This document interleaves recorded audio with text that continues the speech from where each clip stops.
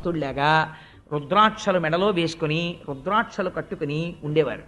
నోరు విప్పితే ఆయన దేవి గురించి అనేవారు, నారాయణ నారాయణ నారాయణ.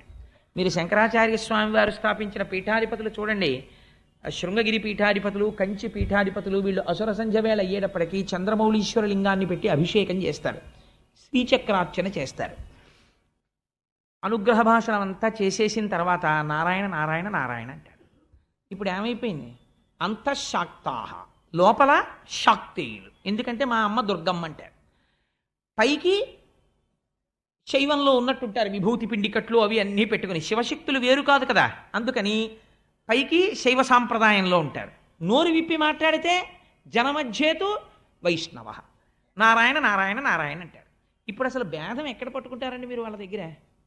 పోతన గారి జీవితం అంతే. ఎంత చిత్రమైన మాట వాడతారో చూడండి. ఆయన కేళిలోల విలస దృగ్జాల సంభూతనానా కంజాత భవాండ కుంభకు మహానందాంగన ఢింబకున్. ఎవరి మహానందాంగన? మీరు ఇంకో రకంగా ఆలోచించారనుకోండి, మనం పొందే ఆనందాన్ని లెక్కలు కట్టింది శాస్త్రం.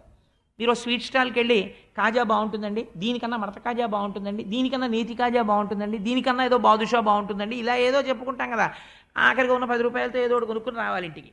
అందుకని అలాగే ఆనందాన్ని శాస్త్రం నిర్వచనం చేసింది. మనుష్యానందము, సార్వభౌమానందము, దేవతానందము, ఇలా చెప్పి చెప్పి చెప్పి చెప్పి ఆనందము యొక్క గొప్ప స్థితి ఏది? మహానందము. ఈ మహానందము అన్న మాట ఎవరికి వాడారు శాస్త్రంలో? మీరు ఖడ్గమాలా స్తోత్రం చదివితే మహానందమయీ అని అమ్మవారికి పేరు. ఇప్పుడు ఆ మహానందమయీ ఎవరు? అమ్మవారు. అమ్మవారి డింబకుడు కృష్ణుడు అంటున్నారు. ఎలా కుదురుతుంది? అమ్మవారి కొడుకుగా కృష్ణుడిని ఎక్కడ చెప్పారు? మీరు లలితా సహస్రం చూడండి. కరాంగుళిన కోత్పన్న నారాయణ దశాకృతి.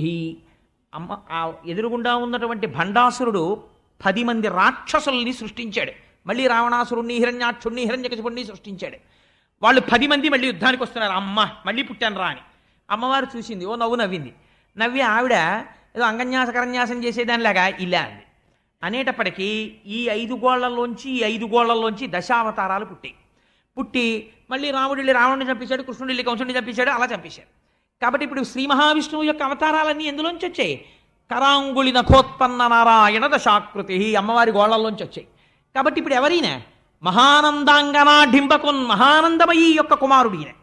అందుకని అటువంటి స్వామిని నేను నమస్కరిస్తున్నాను. ఎందుకు నమస్కరిస్తున్నాను అంటే ఆయన స్వరూపం మహానందం.